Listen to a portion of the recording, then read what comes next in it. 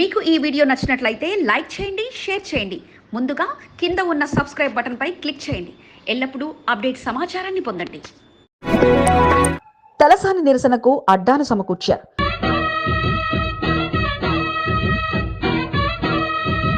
పజ్జన్న ముందుండి గులాబీ దళాన్ని నడిపించారు. నిన్న నల్లకద్దరుతో నిరసన తెలిపిన నేతలంతా నేడు ఆటో డ్రైవర్లుగా మారిపోయారు.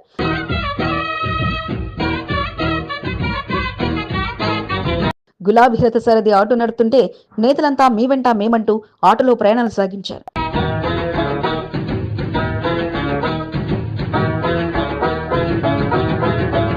బిగ్ బాస్ ఆదేశాలతో రోజుకో నిరసనతో అసెంబ్లీని దద్దరిల్లేలా చేయగా లష్కర్ మాజీ మంత్రులు నేటి కార్యక్రమానికి ముఖ్య పాత్ర వహించారు. అన్ని తానే తన క్యాంపు కార్యాలయం నుంచి తలసాని నిరసన కార్యక్రమానికి శ్రీకారం చుట్టగా తన టీంతో కలిసి పజ్జన్న ముందుండి కార్యక్రమాన్ని నడిపిస్తూ అసెంబ్లీ బాట పట్టారు. గులాబీ నేతలంతా ఆటోలో రయ్యమంటూ దూసుకుపోగా ఆటో డ్రైవర్లకు అండగా మేమున్నామంటూ కేటీఆర్ తెలియజేయగా మాటలు చెప్పడం కాదు, ఈరోజు మీ సమస్యలపై గలం విప్పుతామంటూ వాయిదా తీర్మానం అందించింది. ఆటో డ్రైవర్లుగా లష్కర్ మాజీ మంత్రులు. నేటి ప్రత్యేక కథనం మీ ఎస్బీ న్యూస్ తెలుగు.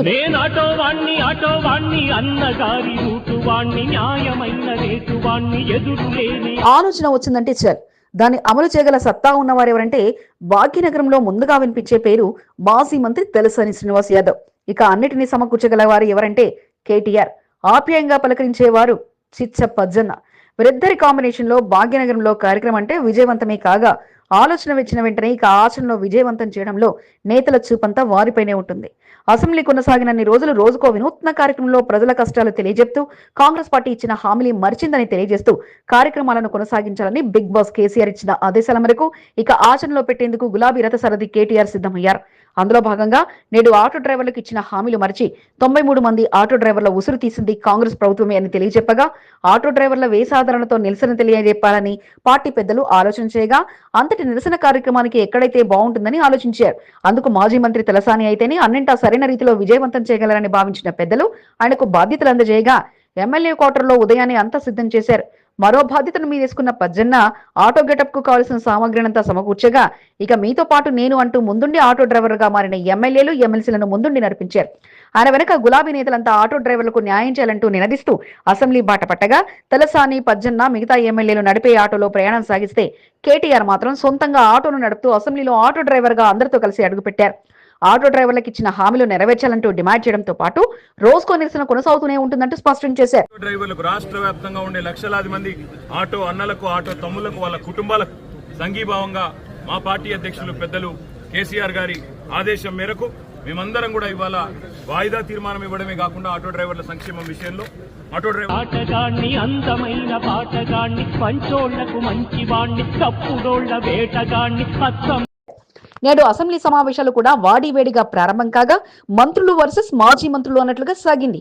కాంగ్రెస్ మంత్రులు మాటలకు బీఆర్ఎస్ మాజీ మంత్రులు గట్టిగానే కౌంటర్ ఇవ్వగా పలు అంశాలపై చర్చ కూడా ఘాటుగానే సాగగా కాంగ్రెస్ మంత్రుల మాటలతో విసిగిపోయిన హరీష్ రావు ఒకానొక సమయంలో ముందుగా డ్రంక్ అండ్ డ్రైవ్ టెస్టులు రోడ్డు మీద కాకుండా అసెంబ్లీలో వచ్చే నేతలకు చేయాలంటూ మంత్రుల తీరుపై వ్యంగ్యంగా బాణాలు వదలగా నువ్వా నేనా అన్నట్టుగా నేటి సమావేశాలు సాగాయి.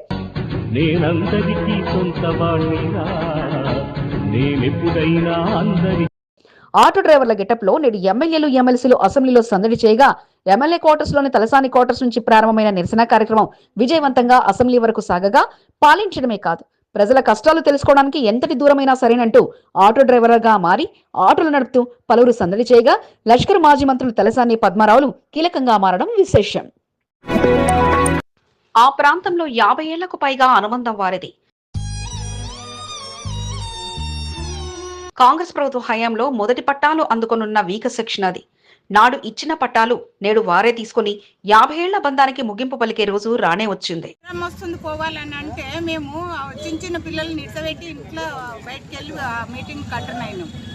మరి అటువంటిది మాకు ఇవి ఇచ్చినాక ఇవాళ కూలగొడుతుర్రు అంటే మా పరిస్థితి ఏంటో మరి మీరే చేయాలి దానికి న్యాయం.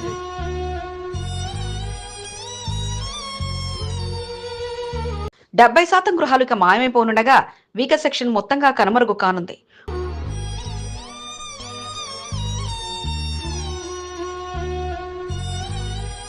పోరాడి తెచ్చుకున్న నాటి భూములు ఈనాటి రోడ్డు వెడల్పుతో కోల్పోతుండగా డబ్బుతో వెలకట్టిన తమకు ఆ ప్రాంతంలో ఉన్న అనుబంధాన్ని మాత్రం మర్చిపోలేకపోతున్నారు అక్కడి స్థానికులు.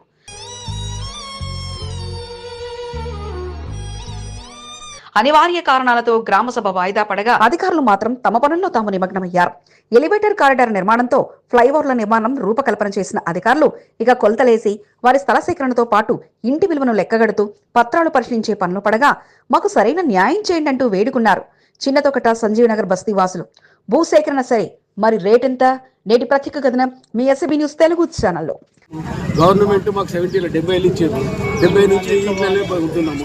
ఇలా గవర్నమెంట్ వచ్చి రోడ్ వైండింగ్ చేస్తాం, మేము తీసేస్తామంటే దీనికి అందరూ ఒక్కొక్కరు తింటలేరు కూడా, ఇంట్లో భయపడుతారు. ఏడు వాళ్ళంతా యూజ్ చేస్తారు. బీపీ వాళ్ళకి బీపీ ఎక్కిపోతున్నది. ఎంత ఇది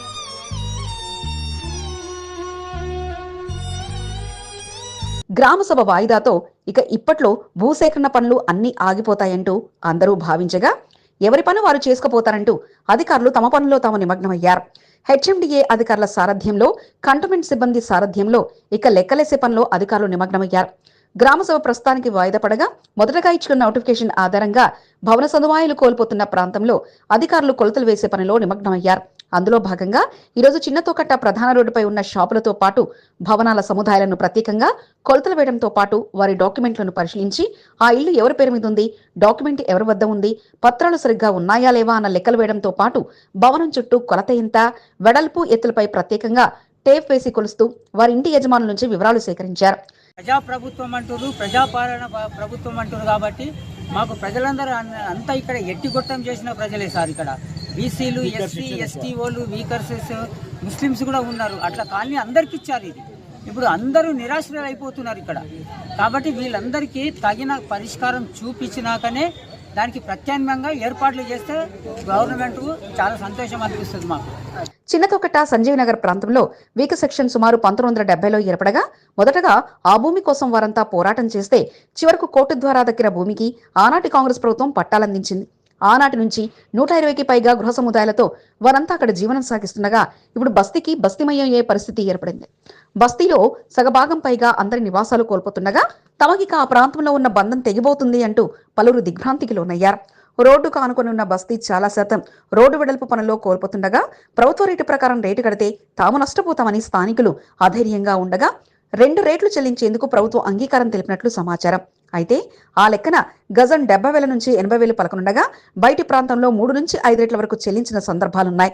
అదే మాదిరిగా తమ ప్రాంతంలో మొత్తంగా నిరుపేదలే ఉంటారు కావున అదే రీతిలో చెల్లింపులు జరపాలని కోరుకుంటున్నట్లు స్థానికులు తెలిపారు. ఈ విషయంపై మాత్రం 2 రేట్ల చెల్లింపులు ఉండబోతున్నట్లు అధికారులు వారికి తెలియజేస్తుండగా తగిన న్యాయం చేయాలంటూ వారిని వేడుకుంటుండగా ఇన్నాళ్ళు సైలెంట్గా ఉన్న కుటుంబాల్లో స్థల సేకరణ కాస్త కొందరి నివాసంలో గొడవలు కూడా కారణం కాగా అందరికీ న్యాయం జరిగేలా ప్రభుత్వం నిర్ణయం తీసుకోవాలని చిన్నతొకట వాసులు కోరుతున్నారు. మేము ఎక్కడ పోయి బతకాలంటే అది అర్థమైతే లేదు. 4 తరాలు 5 తరాలు పెళ్లిళ్ళు చేసినాము, ఇది చేసినాము. గవర్నమెంట్ మాకు 70 ఇచ్చారు. 70 నుంచి ఇంట్లోనే ఉంటున్నాము. ఎందుకంటే బయట ఎక్కడెక్కడ వేరే దగ్గర ఎట్లా జరుగుతుందో ఇక్కడ కూడా అదే న్యాయం చేయాలి. అట్లే అన్యాయం మాత్రం చేస్తే మాత్రం మేము మాత్రం ఇచ్చింది కాంగ్రెస్ ప్రభుత్వం, తీసుకుంటుంది కూడా అదే ప్రభుత్వం. ప్రతిష్టాత్మకంగా తీసుకొని ఆనాడు వీక సెక్షన్ల ఏర్పాటుకు అంకురార్పణ జరిగింది ఇక్కడి నుంచే కాగా ఆనాటి పోరాటానికి తగిన న్యాయం చేశారని స్థానికులంతా భావిస్తుండగా మరలా పోరాటంగా మారకముందే మాకు తగిన న్యాయం చేసి ధరతో పాటు ఇండ్లు కూడా అందించేందుకు ప్రభుత్వం ముందుకు రావాలంటూ వారంతా కోరుకుంటుండగా 50 ఏళ్లకు పైగా ఒకటిగా ఉన్న కుటుంబాలు నేడు రోడ్డు వెడల్పు కాస్త విడదీస్తుండడం విశేషం. కాంగ్రెస్ నాయకులు చలో రాజ్భవన్ బాట పట్టారు. ఏఐసీసీ పిలుపు మేరకు కేంద్ర ప్రభుత్వ తీరును నిరసిస్తూ పెద్ద ఎత్తున హైదరాబాద్ లో నిరసన కార్యక్రమానికి కాంగ్రెస్ నాయకులు పూనుకున్నారు. ముఖ్యమంత్రి రేవంత్ రెడ్డితో సహా మంత్రులు, ఎమ్మెల్యేలు, ఎమ్మెల్సీలు రాజ్భవన్ రోడ్డుపై బైఠాయించి నిరసనలతో హోరెత్తించారు. మణిపూర్ అల్లర్లతో పాటు ఆదాని వ్యవహారంపై ప్రధానమంత్రి నరేంద్ర మోదీ వ్యవహరిస్తున్న తీరును నిరసిస్తూ ఏఐసీసీ నిరసన కార్యక్రమాలకు పిలుపునివ్వడంతో విజయవంతం చేసేలా కాంగ్రెస్ నాయకులు చలో రాజ్భవన్ చేపట్టారు.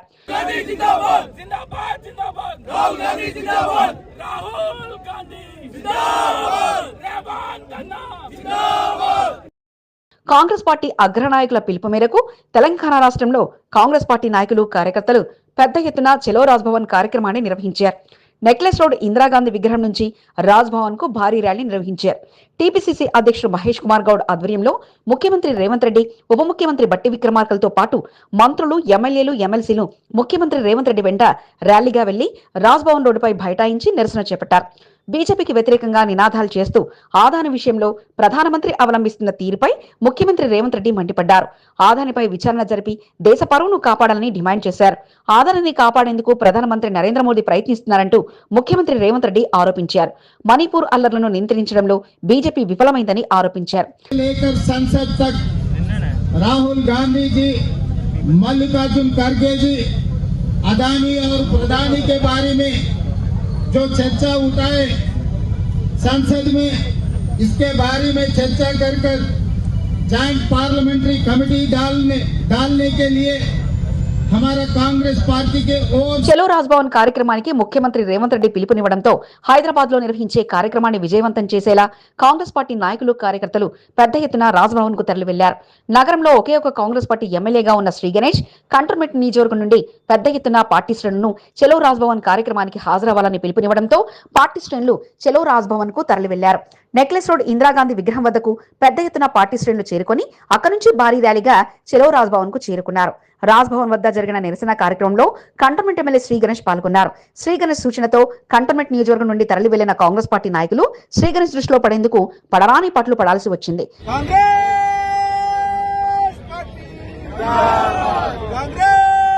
కాంగ్రెస్ పార్టీ సీనియర్ నాయకుడు బద్రీనాథ్ యాదవ్ నెక్లెస్ రోడ్డు వద్ద జరిగిన నిరసన కార్యక్రమంలో పాల్గొన్నారు. ఎమ్మెల్యే సూచనతో నెక్లెస్ రోడ్డు వద్ద కంటోన్మెంట్ నాయకులతో కలిసి నిరసన కార్యక్రమాన్ని నిర్వహించారు. బీజేపీకి వ్యతిరేకంగా నినాదాలు చేస్తూ హోరెత్తించారు. భారీగా జెండాలను ప్రదర్శిస్తూ స్థానిక పరిసర ప్రాంతాలను కాంగ్రెస్ మయంగా మార్చేశారు. ఎమ్మెల్యే ఆదేశాలతో కంటోన్మెంట్ 1వ వార్డు నుంచి సీనియర్ నాయకుడు ముప్పిడి మధుకర్ తన అనుచర వర్గంతో కలిసి ఇందిరాగాంధీ స్టాచ్యూ వద్దకు చేరుకున్నారు. అక్కడికి వచ్చిన కాంగ్రెస్ పార్టీ కీలకమైన నాయకులు కలిశారు. అక్కడి నుంచి ర్యాలీగా చలో రాజ్భవన్ కు తరలి వెళ్లారు. కేంద్ర ప్రభుత్వానికి వ్యతిరేకంగా నినాదాలు చేస్తూ స్థానిక పరిసర ప్రాంతాలను హోరెత్తించారు. బోయినపల్లి మార్కెట్ యార్డ్ మాజీ చైర్మన్ ముప్పిడి గోపాల్ సందడి అంతా ఇంత కాదు. చలో రాజ్భవన్ కార్యక్రమానికి ముఖ్యమంత్రితో పాటు రాష్ట్ర మంత్రులు, ఎమ్మెల్యేలు, ఎమ్మెల్సీలు రావడంతో తనకు పరిచయం ఉన్న నాయకులందరినీ కలుస్తూ వారితో ముచ్చటిస్తూ కార్యక్రమంలో పాల్గొన్నారు. బీజేపీకి వ్యతిరేకంగా నినాదాలు చేస్తూ కార్యక్రమానికి హాజరైన ప్రముఖులతో కలిసి ఫోటోలు దిగుతూ ముప్పిడి గోపాల్ సందడి చేశారు. జై కాంగ్రెస్ నినాదాలతో స్థానిక పరిసర ప్రాంతాలు మారుమ్రోగాయి. మారేడుపల్లి శ్రీ సుబ్రహ్మణ్యేశ్వర స్వామి దేవస్థాన మాజీ chairman Chiravaina Santosh Yadav Necklace Road లో జరిగిన కార్యక్రమంలో పాల్గొని బీజేపీకి వ్యతిరేకంగా నినాదాలు చేశారు. ఎమ్మెల్యే ఆదేశాలతో అనుచర వర్గంతో కలిసి నిరసన కార్యక్రమానికి తరలి వెళ్లారు. మహిళా నాయకురాలు నాగినేని సరిత, యూసఫ్ భాను, భవానీతో పాటు పలువురు నెక్లెస్ రోడ్ నుంచి చలో రాజ్భవన్ వరకు ర్యాలీగా వెళ్లి నినాదాలతో హోరెత్తించారు. మోండా డివిజన్ సీనియర్ నాయకుడు ఆర్డి నాగేష్ యాదవ్ తన అనుచర వర్గంతో కలిసి నెక్లెస్ రోడ్ లో నిర్వహించిన కార్యక్రమంలో పాల్గొన్నారు. ఎమ్మెల్యే ఆదేశాలతో కంటోన్మెంట్ కు చెందిన నాయకులంతా కలిసికట్టుగా నెక్లెస్ రోడ్ లో కలుసుకుని అక్కడి నుంచి చలో రాజ్భవన్ కు బయలుదేరి నిరసనతో మారుమ్రోగించారు. సీనియర్ నాయకుడు బంగారు సదానంద్, బలవంత్ రెడ్డి, మారుతి గౌడ్, నరేష్, బాబురావు, నర్సింగ్, అష్రఫ్, హైదర్ తదితరులు కంటోన్మెంట్ నియోజకవర్గం నుండి తరలి వెళ్లి కేంద్ర ప్రభుత్వ వ్యతిరేక విధానాలపై నిరసన తెలుపుతూ కార్యక్రమంలో పాల్గొన్నారు. మారేడుపల్లి సుబ్రహ్మణ్యేశ్వర స్వామి దేవస్థాన చైర్మన్ రేపాల వెంకటేశ్వర్లు అందరికంటే ముందుగానే నెక్లెస్ రోడ్డుకు చేరుకొని కాంగ్రెస్ జెండా పట్టుకుని నినాదాలతో హోరెత్తించారు. టీపీసీసీ జనరల్ సెక్రటరీ బొల్లి కిషన్ సైతం కంటోన్మెంట్ నాయకులతో కలిసి నెక్లెస్ రోడ్ లో జరిగిన కార్యక్రమంలో పాల్గొని జై కాంగ్రెస్, జై జై కాంగ్రెస్ నినాదాలతో మారుమ్రోగించారు. కాంగ్రెస్ పార్టీ నాయకులు చలో రాజ్భవన్ కార్యక్రమానికి కాంగ్రెస్ కండువాలు ధరించి కలర్ఫుల్ గా నిరసనలో పాల్గొన్నారు. యూత్ కాంగ్రెస్ నాయకులు నల్లటి దుస్తులు ధరించి నిరసన కార్యక్రమంలో పాల్గొన్నారు. బీజేపీకి వ్యతిరేకంగా నినాదాలు చేస్తూ హోరెత్తించారు. ప్రధానమంత్రి నరేంద్ర మోదీకి వ్యతిరేకంగా నినాదాలు చేస్తూ పెద్ద ఎత్తున జెండాలు చేతబూని నిరసనలతో హోరెత్తించారు. హైదరాబాద్ యూత్ కాంగ్రెస్ అధ్యక్షుడు మోత రోహిత్ ఆధ్వర్యంలో జిల్లా యూత్ కాంగ్రెస్ జనరల్ సెక్రటరీ ఆది సందీప్ యాదవ్, యూత్ నాయకులు ప్రదీప్ రాజ్, భరత్, సాయి తేజ, శశాంక్ కుశల్ తో పాటు పలువురు పాల్గొన్నారు.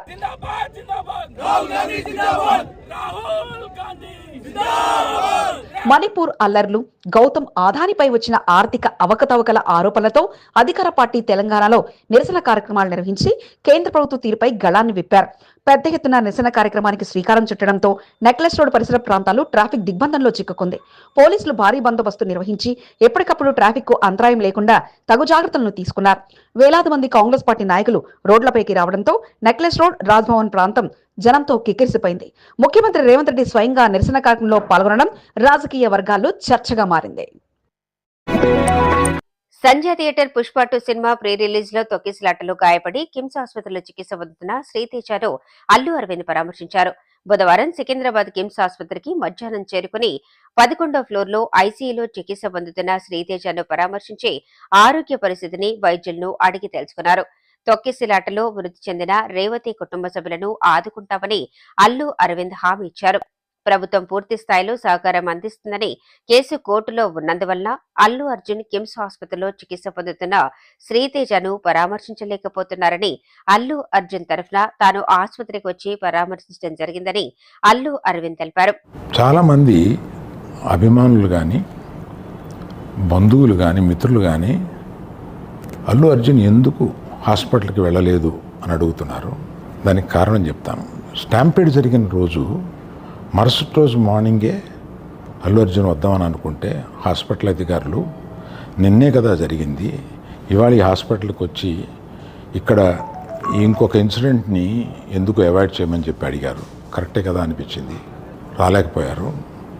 ఆ రోజునే కేసు పడింది.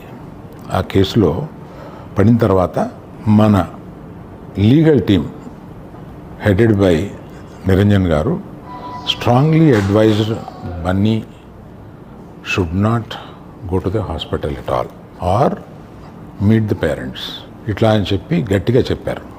ఆ తర్వాత మేము రావడానికి అనేక నిబంధనలు, మళ్ళీ నేను ప్రభుత్వాన్ని పర్మిషన్ అడిగాను.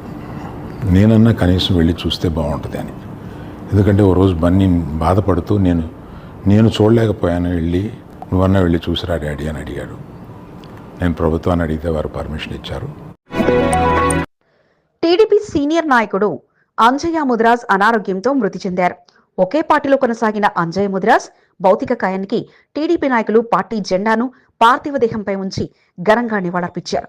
ఆయనతో విడదీయరాని అనుబంధం ఉన్న టీడీపీ నాయకులు అంజయ్య భౌతిక కాయంపై పడి రోధించారు.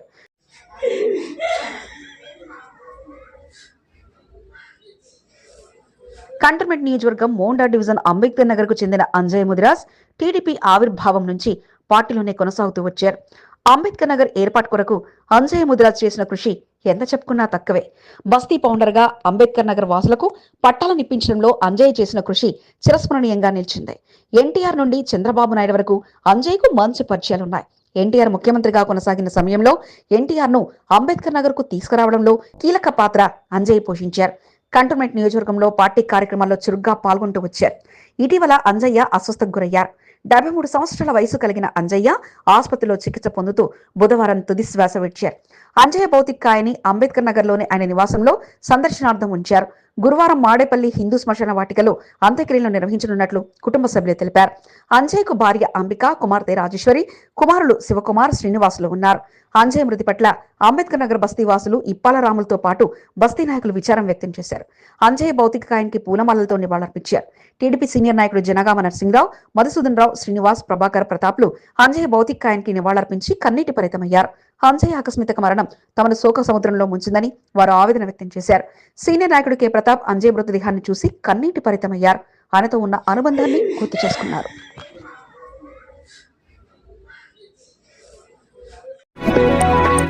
Monda division corporator net chef గా మారారు. రుచికరమైన వంట చేప పులుసు వండి ఆహా అనిపించారు. నిర్వాహకులతో కలిసి వంటలు వండి ఆహా ఏమి రుచి తినరా మైమర్పించారు.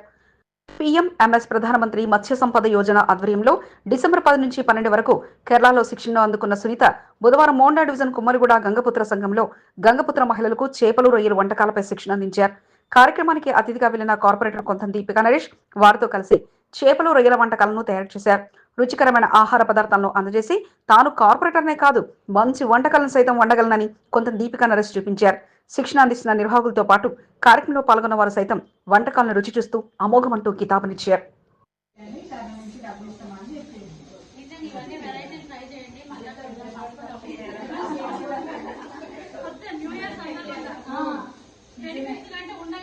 టెక్నాలజీ కూడా ఉంది.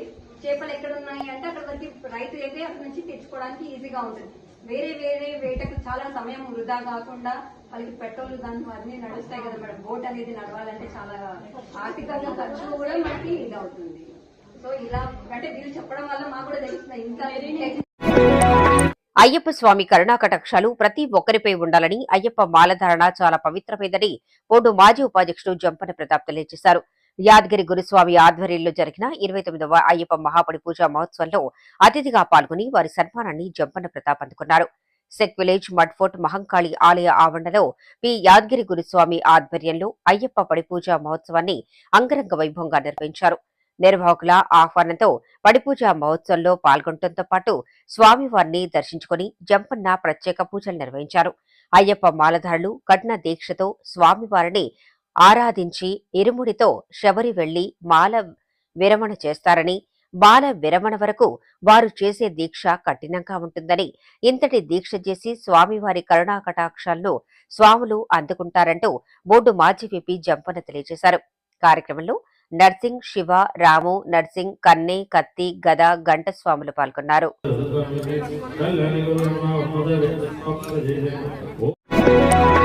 సంకష్టహర చతుర్థిని పురస్కరించుకుని సికింద్రాబాద్ గణపతి దేవాలయంలో స్వామివారికి విశేష పూజలు జరిగాయి.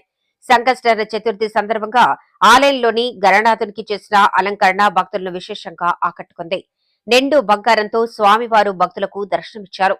ఆలయానికి భక్తులు పెద్ద సంఖ్యలో తరలివచ్చి దీపాలు వెలిగించి పూజలు చేశారు.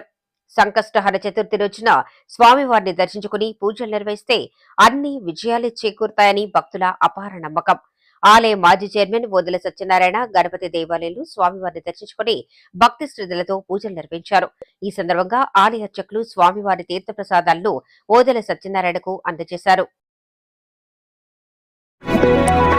నిత్యం అయ్యప్ప స్వాములకు అన్నప్రసాద కార్యక్రమాన్ని నిర్వహిస్తున్న టీం సభ్యులను రాంగోపాల్ డివిజన్ మాజీ కార్పొరేటర్ అత్తెల్లి అరుణ శ్రీనివాస్ అభినందించారు.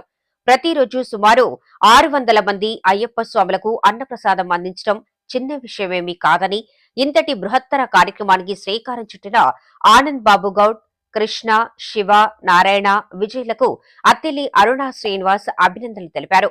ప్రతిరోజు అయ్యప్ప స్వాములకు అన్నప్రసాదాన్ని అందజేస్తూ ఆ స్వామివారి అనుగ్రహం పొందుతున్న అదృష్టవంతులంటూ టీం సభ్యులను అభినందించారు. SD road Mucherla mansion west side building లో ఏర్పాటు చేసిన అన్నప్రసాద కార్యక్రమాన్ని అత్తెల్లి అరుణ శ్రీనివాస్ సందర్శించారు. అయ్యప్ప స్వాములను దర్శించుకుని ప్రత్యేక పూజలు నిర్వహించి అయ్యప్ప స్వాములకు అన్నప్రసాదాన్ని అత్తెల్లి అరుణ శ్రీనివాస్ వడ్డించారు.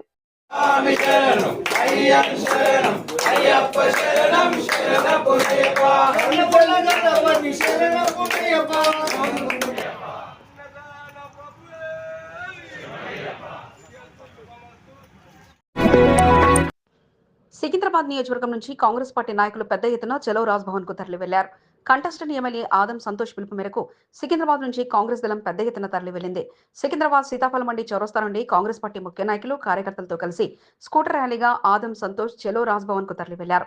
జై కాంగ్రెస్, జై జై కాంగ్రెస్ నినాదాలతో స్థానిక పరిసర ప్రాంతాలను మారుమ్రోగించారు. కేంద్ర ప్రభుత్వం ఆదాయాన్ని వెనకేసుకొస్తుందని ఆదం సంతోష్ మండిపడ్డారు. నెక్లెస్ రోడ్ ఇందిరాగాంధీ విగ్రహం వరకు బైక్ ర్యాలీగా తరలి వెళ్లి అక్కడి నుంచి కాంగ్రెస్ పార్టీ మంత్రులు, ఎమ్మెల్యేలు, ఎమ్మెల్సీలతో కలిసి రాజ్ భవన్ వద్ద జరిగే నిరసన కార్యక్రమంలో ఆదం సంతోష్ పాల్గొన్నారు.